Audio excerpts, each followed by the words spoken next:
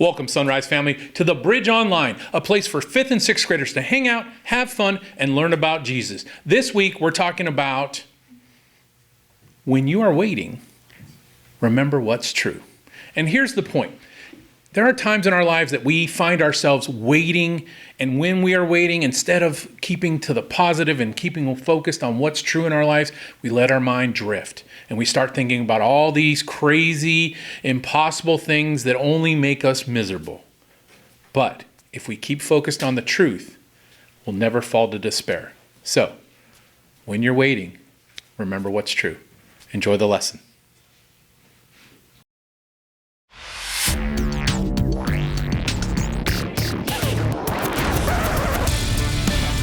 Everyone is part of a bigger story. It's a bigger story than you can imagine. It's a big story about a really big God. Discover the story that shows you the character of God. What's up? I'm Caleb, and this... Oh, hold on, wait for it. This is my Bible. And the Bible isn't just a handful of stories. No, it's an entire library. History, poetry, dreams, eyewitness accounts, and all of it fits together to tell one big story. How God created each one of us. How he loves us so much that he's made a way for us to live with him forever. But the story takes time to unfold. Hundreds of years. Actually, thousands of years. We're still waiting to see exactly how it will all play out. That takes patience. And I have 4 stories right here that walk us through what it can look like. We start off in the book of Luke. It takes a while to get that far. Here, we meet a man named Simeon, who has been serving and worshiping God his whole life. In fact, God's Spirit has given Simeon an incredible promise. You will not die before you see the one God is sending to save us. What? That's amazing! Incredible! Except there's no timeline. No day or even year circled in red on the calendar. It's like having to wait for Christmas your whole life. Now it's time to jump back to the Old Testament and the book of Exodus. Almost back to the beginning. God has freed his people from slavery in Egypt and led them through the desert to Mount Sinai. Now, their leader, Moses, has been called up to the mountain to talk to God. And the people, they're getting restless. But instead of waiting patiently, they decide to rustle up their own golden opportunity. And the results are incalculably bad. Moving on. Let's slide back to the first book of the Bible, Genesis. Esau is Isaac and Rebekah's oldest son, born moments before his twin brother, Jacob. But those few minutes mean that Esau will gain special rights and property one day. That is, until Esau comes in from a day of hunting with an empty belly. And he's so hungry that he might just trade his entire birthright for what's basically a spicy bean hot pocket. Let's wrap up in the Gospel of Matthew. Here, God's people have been waiting for hundreds of years for the rescuer God promised long ago. And they're on the lookout for a king or a warrior. But instead, a carpenter turned teacher shows up riding a donkey along the dusty road into Jerusalem. The people may not be sure who he is, but they're ready with palm branches and an impromptu parade. True patience means that no matter how much you want something, you're willing to wait. whether that's 5 minutes or 5 years. And I can't wait, or can wait, to see how it plays out in you and me.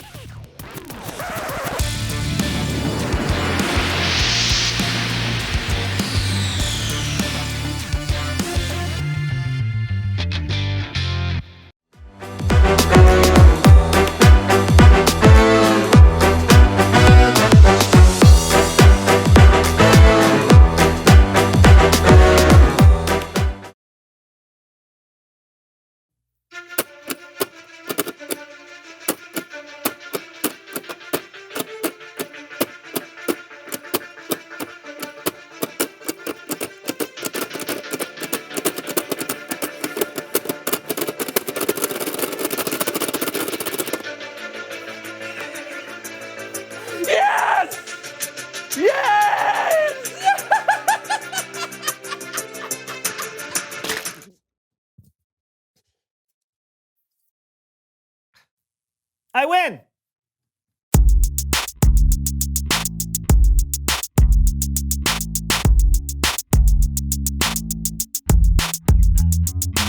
Welcome to the So-and-So Show! I'm Brandon, that's John. You bet I am. And you would not believe how excited I am about today's show. I haven't been this excited since I woke up and realized I have last night's bubblegum in my mouth and it still has flavor. Oh, what was the flavor? Sour apple. Want some? Just tuck it in there in my hard palate. Well, we're excited because we have got a killer show. Yes, we do! Today we are going to play a game using these! Whoa. Yeah. What are these? What?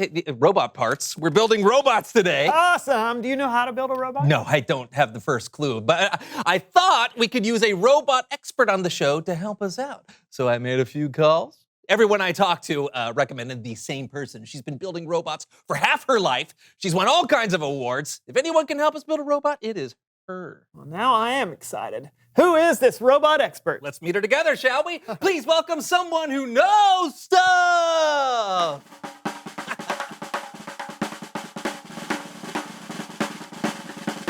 Hey guys! Hey! Come on in. Have a seat. Wait, you're the robot expert?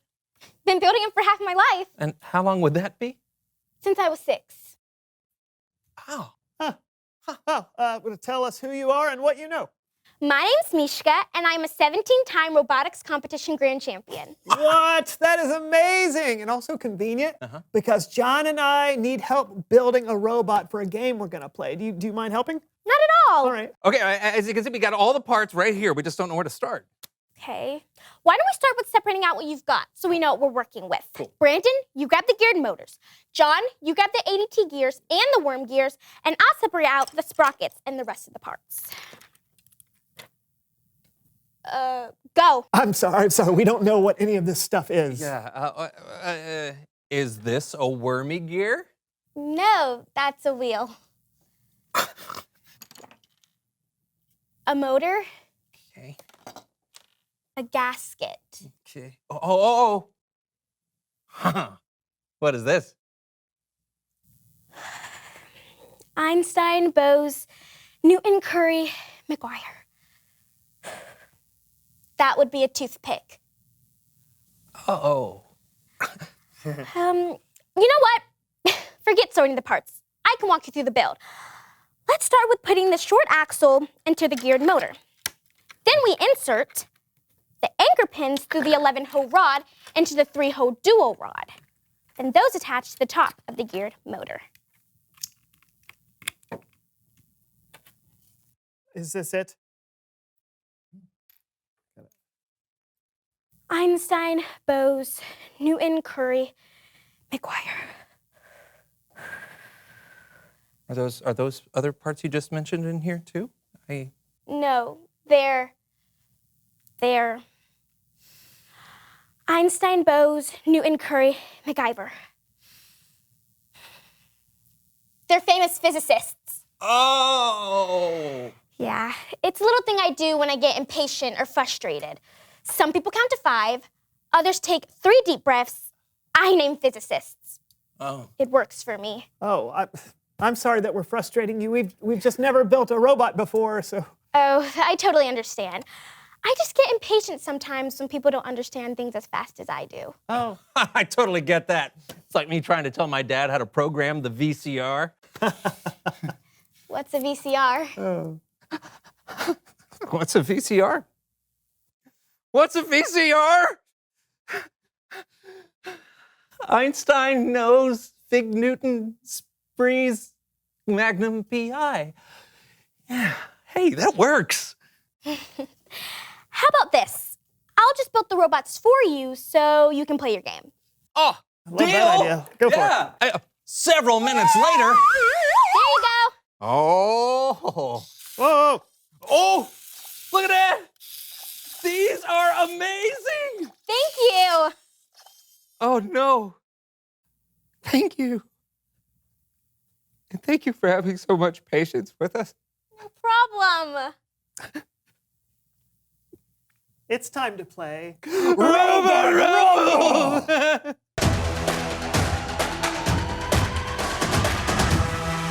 Okay, the rules are simple.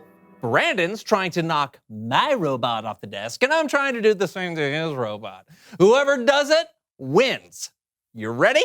I've never been more ready for Go! anything. Oh, look at that. Look how much bigger. Oh, come on. I gotta use some different tactics here. Oh, I'm gonna upend you. No! Oh, yes! No! Yes! That's no fair. You had a bulldozer thing. Victory lap. Can't turn my wheels. Oh, my hinge fell off. I win. That was awesome. Hey, Brandon. Hey, let's go again. Okay, well, we may need Mishka to help put our robots back together again. It's true. Until then, it's Bible story time with Kellen. Yes!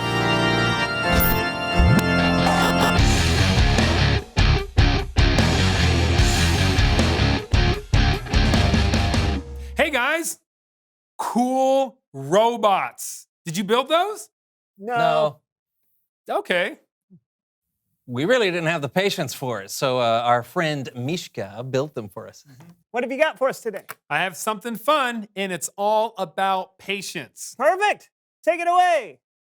The Israelites had been in slavery in Egypt for many years until God chose a man named Moses to help lead them to freedom. For the first time in their lives, the Israelite people were free, and they were waiting to go to their new home. This story is all about what happened while they waited. And we're going to tell this story with Laundry Theater.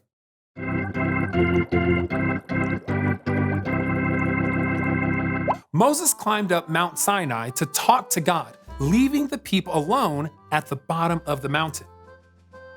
While Moses was up on the mountain, God gave him 10 commandments and told him a bunch of other things he wanted his people to do. And it took a long time. Moses had put his brother Aaron in charge while he was gone. Moses was taking too long, and the people started to get worried. So they gathered around Aaron and said, "Make us a god that will lead us." Aaron told them to bring him all their gold, and that's what they did. Aaron melted the gold together into the shape of a calf or a baby cow. Then he said, "Israel, here is your God who brought you up out of Egypt." Meanwhile, on the mountain, God told Moses what the people were up to, and God was not happy.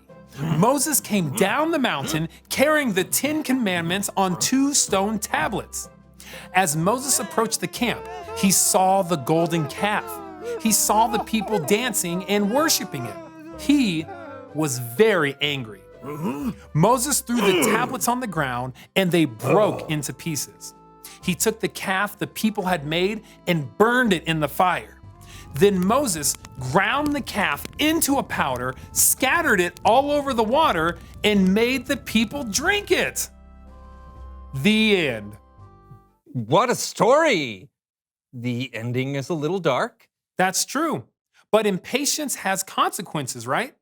As soon as the Israelites had to wait on God, they turned their backs on him. They forgot what they knew was true.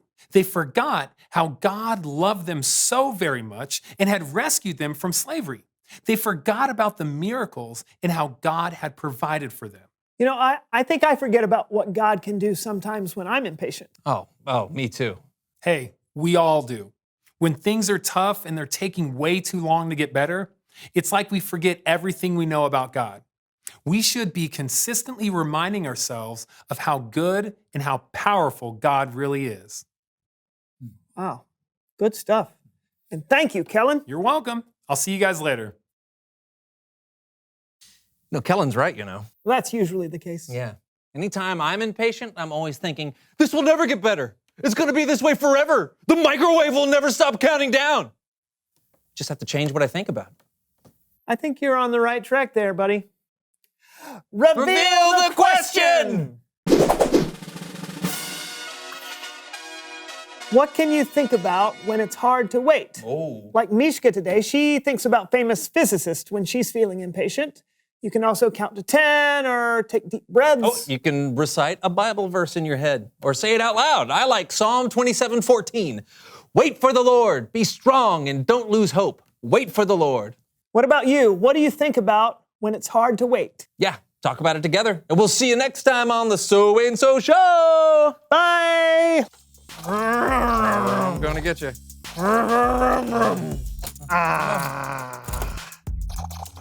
This is a lot more I think- fun when they were put together. I think we need Mishka back. I think we do too.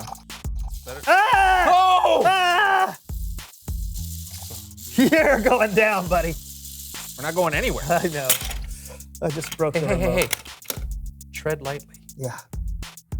I should have had more patience.